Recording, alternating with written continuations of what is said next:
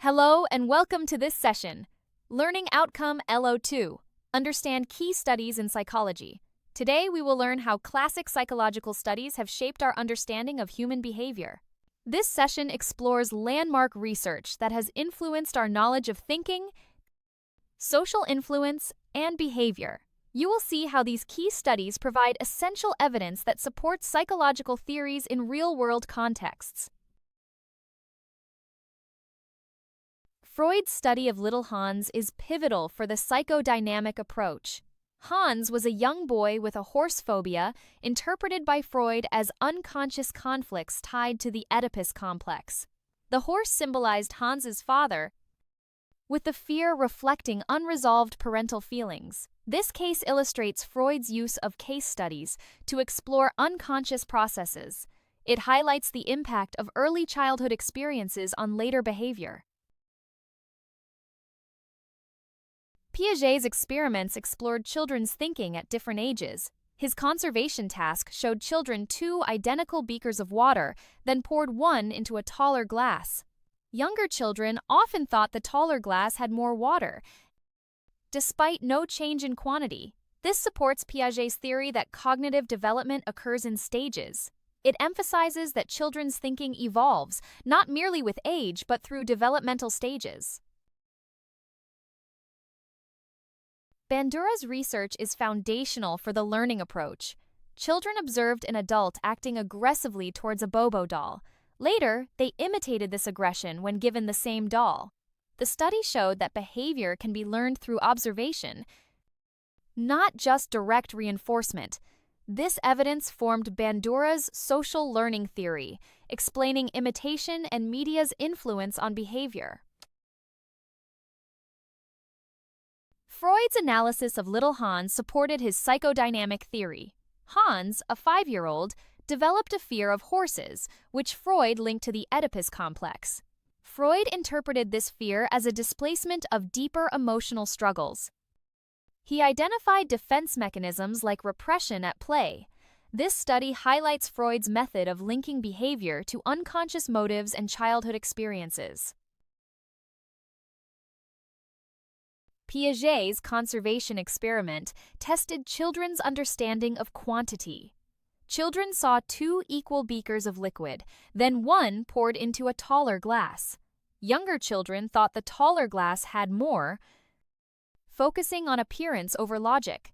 Older children understood the quantity remained the same. This study provided strong evidence for Piaget's theory of cognitive development stages. Freud's study of little Hans offers rich insights into early experiences and behavior. It supports Freud's theories on the unconscious and the Oedipus complex. However, it lacks scientific credibility due to subjective interpretations. The study's low reliability and poor generalizability are concerns. Ethical issues arise from documenting a child's private fears without direct consent.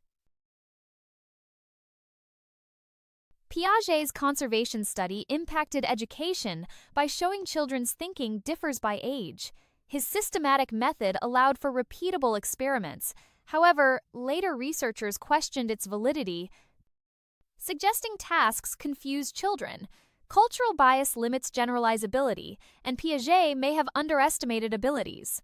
Despite reliability concerns, his methods were more scientific than earlier psychodynamic studies. Freud's case study provided detailed insights into a child's life.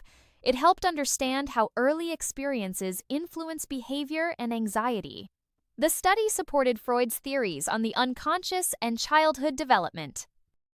Despite criticisms, it influenced later therapeutic approaches. Its depth of information offers insights often missed by experiments. Piaget's study revolutionized education by showing children think differently at various ages. It led to changes in learning materials and teaching methods. His structured tasks provided a more scientific approach than earlier studies. However, validity and cultural bias remain concerns. Piaget's work emphasized developmental stages over mere knowledge accumulation. Freud's study strongly supported his early theories on the unconscious. It linked childhood development with adult personality. Despite debates, it was among the first to connect early experiences with later behavior. The study influenced therapeutic approaches in psychology. Freud's subjective interpretations remain a point of contention. Piaget used structured tasks to study children's cognitive development. His method was more scientific and controlled than earlier case studies. Despite criticisms, it allowed for repeatable experiments. Piaget's approach highlighted developmental stages and logical thinking. His work remains influential in understanding cognitive growth.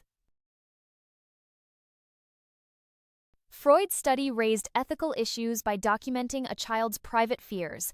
Hans's consent was limited, as he was too young to understand implications. Freud's lack of direct interaction with Hans questions the study's accuracy. Despite parental consent, ethical concerns remain.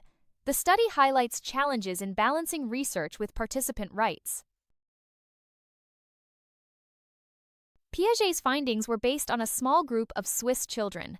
This cultural bias limits the generalizability of his results. Children from different backgrounds develop cognitive skills at varying rates. Later studies highlighted these limitations. Piaget's work remains foundational, but cultural considerations are crucial for broader applicability. Freud's interpretations in the Little Hans study were subjective. This lack of scientific credibility raises concerns about validity. His analysis was based on assumptions, not measurable evidence.